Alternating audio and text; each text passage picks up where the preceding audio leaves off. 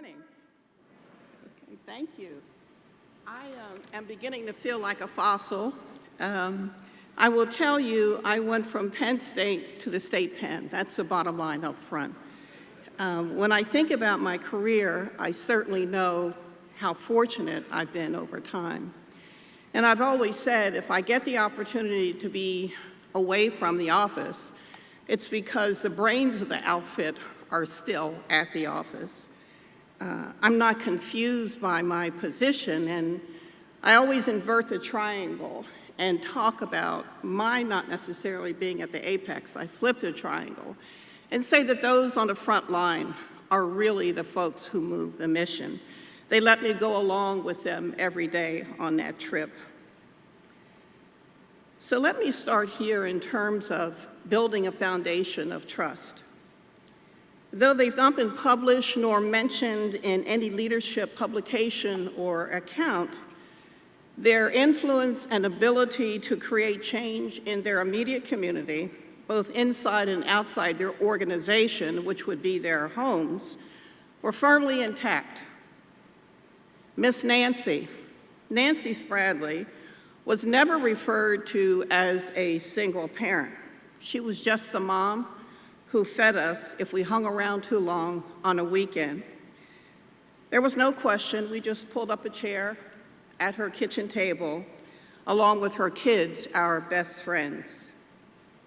Indeed, Miss Nancy was focused on safety and wellness, one of the pillars in 21st century policing. James and Bertha Hughes, seemingly always on the front porch somehow of their home, next to the place where we were raised.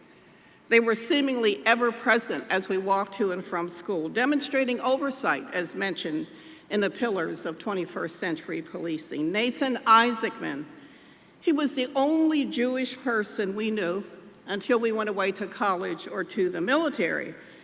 But most mornings, he kept watch for those older kids, those bigger kids who would muscle us for the recess, for the candy that we had just purchased in his store.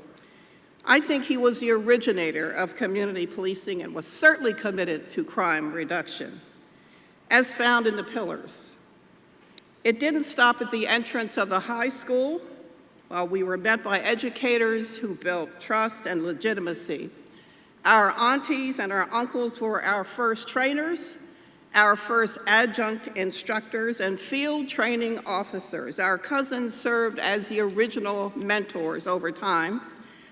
And often there were these homegrown sort of neighborhood social media pundits before there was social media, always anxious to talk about their point of view as to what they saw while we were walking home from school. Our kitchen table was the operations and dispatch center. So you might ask yourself, and it's fair, so how does this fit at a discussion this morning? Well, it seems pretty natural to me when I think about building a foundation of trust where recognition and central understanding of influence in a growing, mutually beneficial, value-added relationship is always, in my mind, connected to the larger world. We live in a place of commitment, which is extended circles away from where we are, away from my childhood home. Indeed, each of us is self-appointed. We watch the centuries in our neighborhood, earlier mentioned, who posted up in an effort to influence and sustain positive change. Though I have absolutely no doubt, not one thought of it as a pillar of community policing. I see my origins, though, as very tenets to that 21st century policing, which at the end of the day, all focus on building a foundation of trust. It may be curious to some that these references are raised in the start of this discussion this morning, but in retrospect, this is where I learned through example, not considered role modeling, but simply the living experience over years of what it means to influence a community beginning in one's own home, neighborhood, city, agency, which has been a blueprint for me over time. Building on what had been modeled for me as a child, taught me early about the possibility. One of my favorite words, and I hope that you have a favorite word, One of mine is possibility. The other is imagine. Actually, I think I'll have that put on my urn. I'll be cremated, mixed with glitter, and put in that urn, and it's going to say, imagine.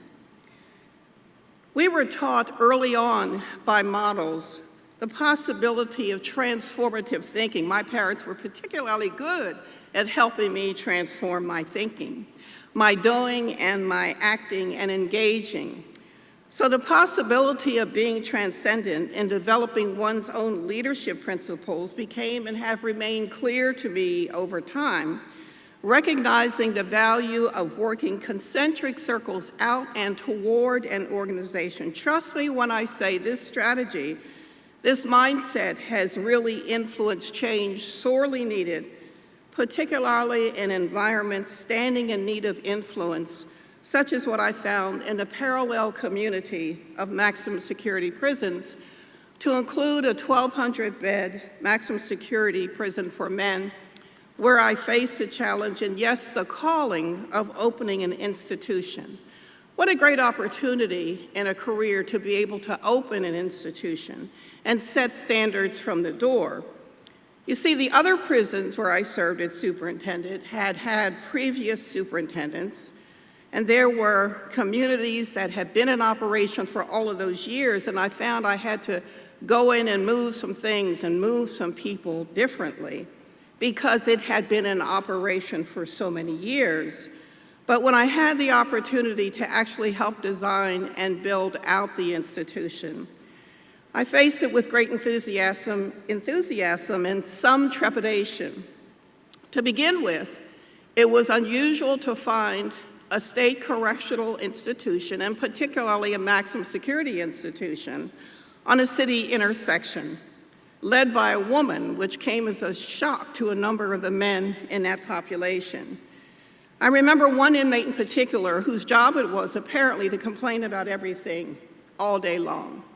And he said to me one day, I can't do a bit in this place. First of all, you're a woman.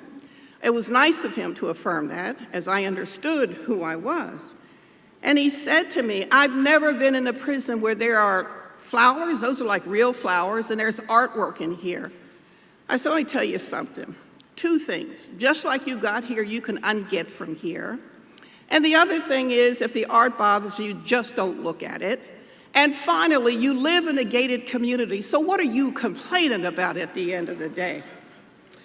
My leadership principles had been by then honed in terms of outreach in a way that the host community, a small city in southeast Pennsylvania with a huge history, so it was surprising to the community how much time I actually spent in the community.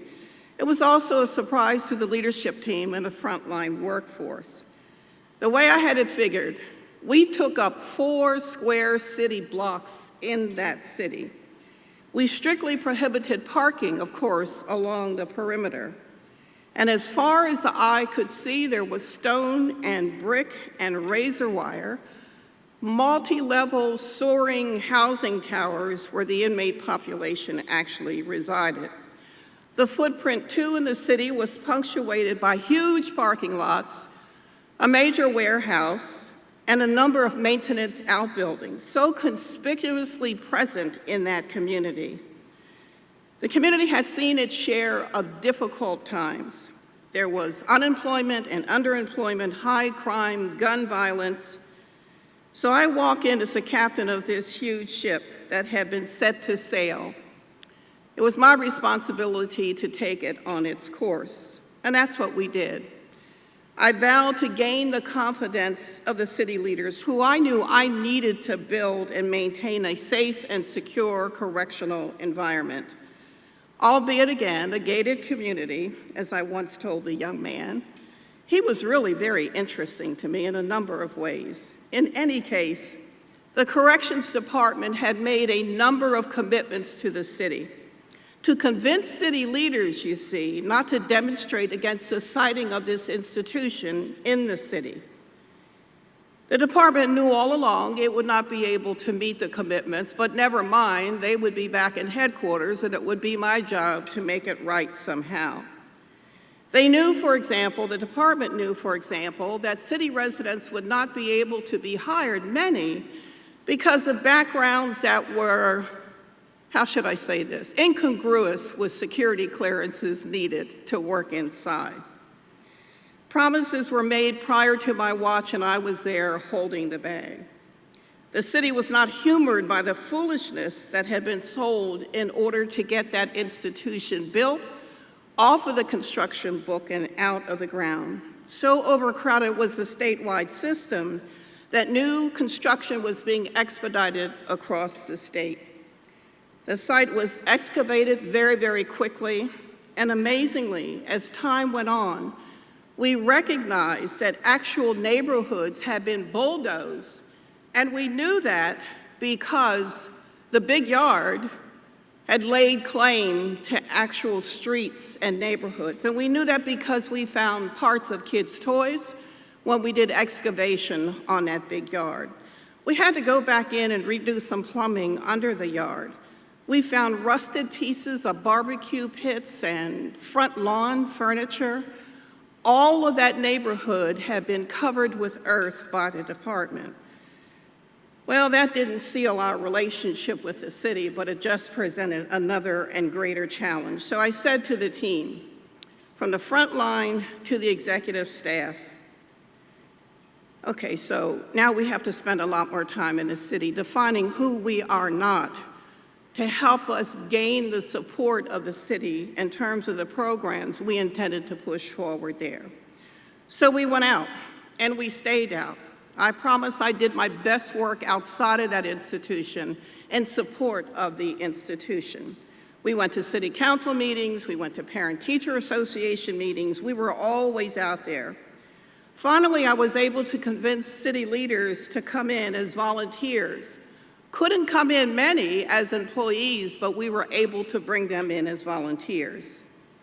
In an effort to normalize that environment, I made the determination that I was going to name all of the major corridors after street names of the major cities and committing counties from whence the men had come. For the most part, Philadelphia, Allegheny County, where Pittsburgh is situated, and other large cities in the Commonwealth. So when we renamed the hallways, there was some attachment, or the possibility, I should say, for some attachment to from whence the men had come, their understanding that they were not going to be there forever. Unless you were a lifer, you are very likely going to be considered for parole and be released from this institution. But don't forget that this is a community also, gated community, I mentioned again. We produced plays. We invited in the chief of police from Philadelphia. He has a distinction, he had, now a young woman, he had the distinction of working in a building. Do you all know about the Roundhouse in Philadelphia?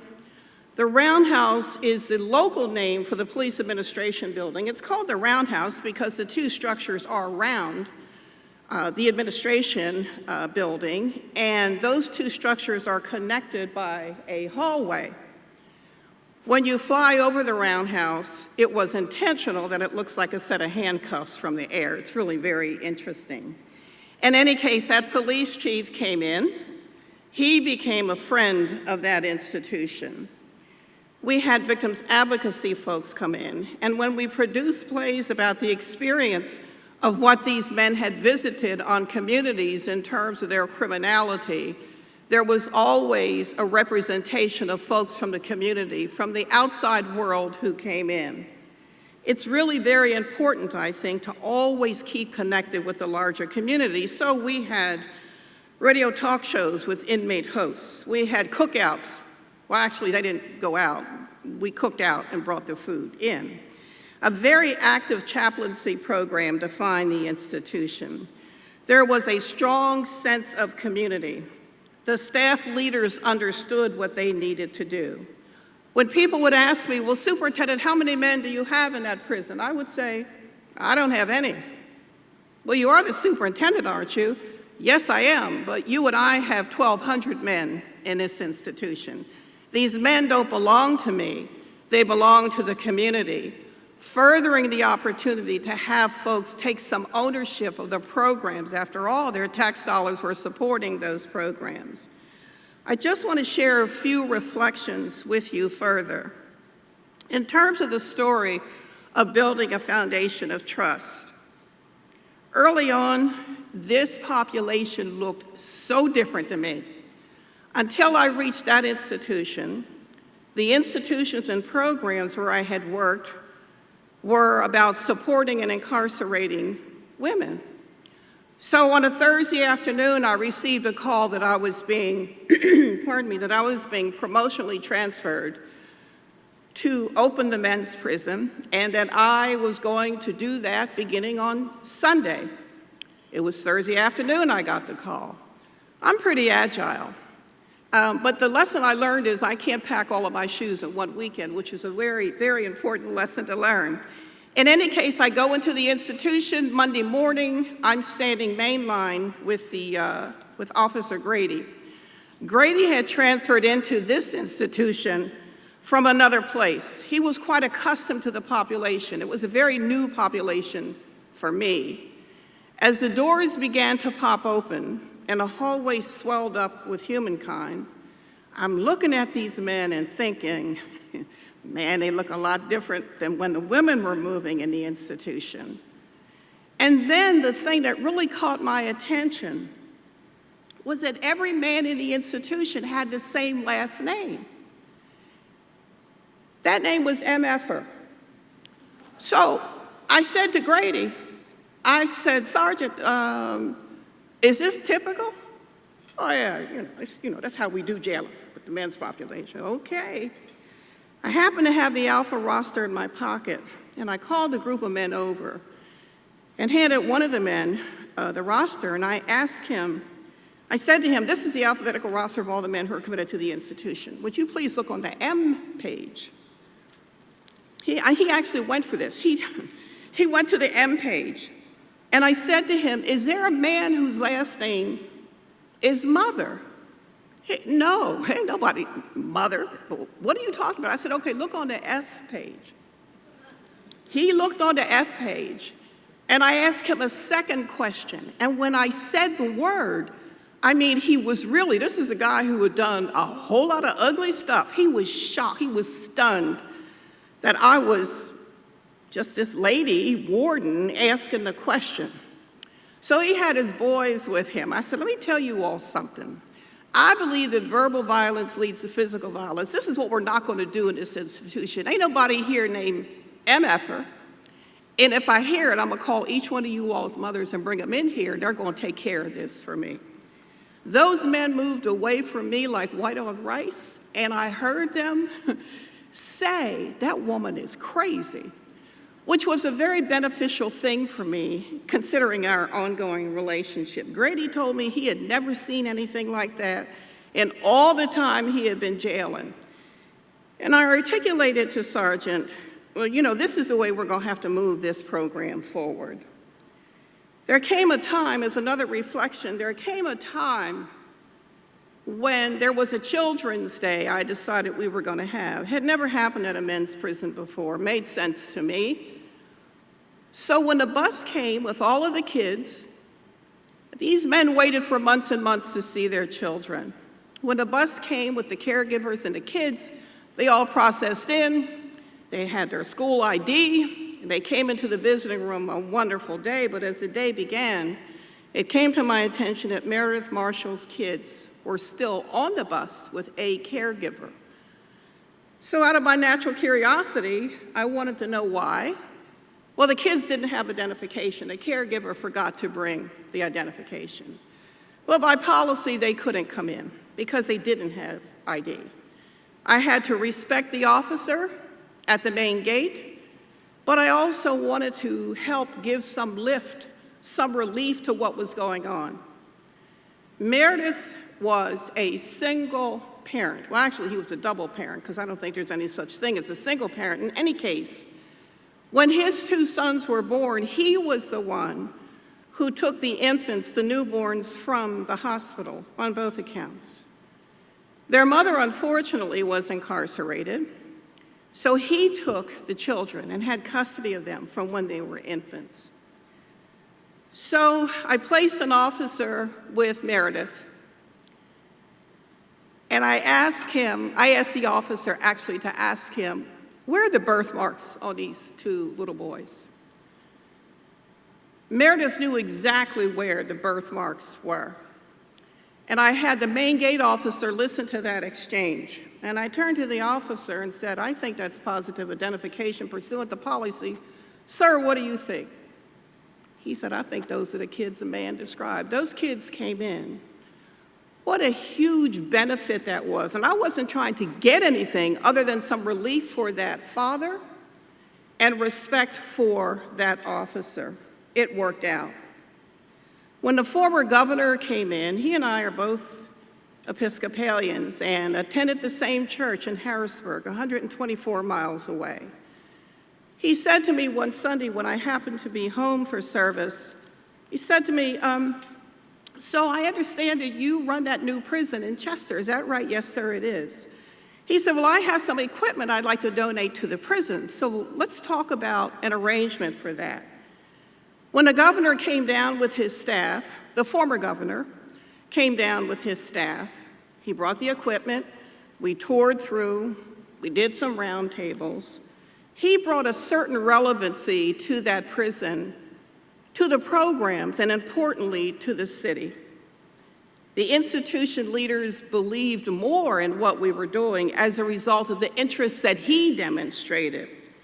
And the city felt pretty good about it as well. Another telling moment in the administration of that prison is when a young police officer, sadly, was killed in the line of duty. It was a weekday night when it happened. I got the report from the command center. The very next morning, I was among those who went to the police department, and I stood in line in front of the chief's door. When I was able to go in, I extended our condolences. I didn't know the officer, but what I knew was he preserved and protected and defended.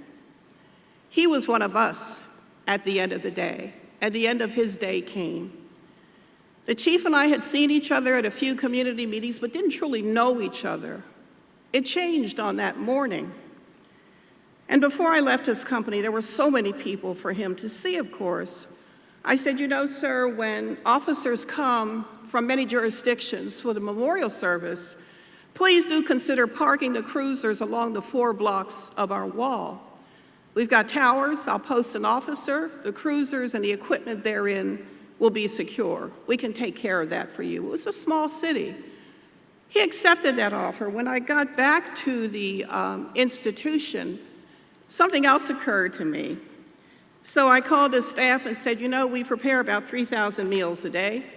So to do additional meals by 700 or 800 is something that we can handle. We'll be glad to take care of that. Those officers have to eat while they're here. It's a small city, there are a lot of outlets, it's a lot of stuff for the city to put up. We can take care of this. The staff called me back and said the chief accepted.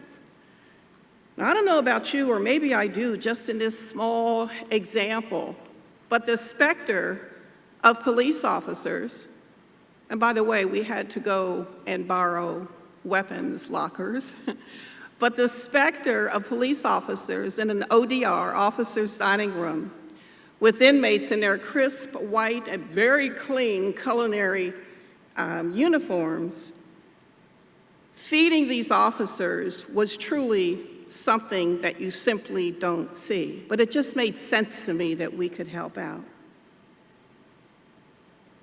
When my mother passed away, I was gone from the institution for 5 weeks.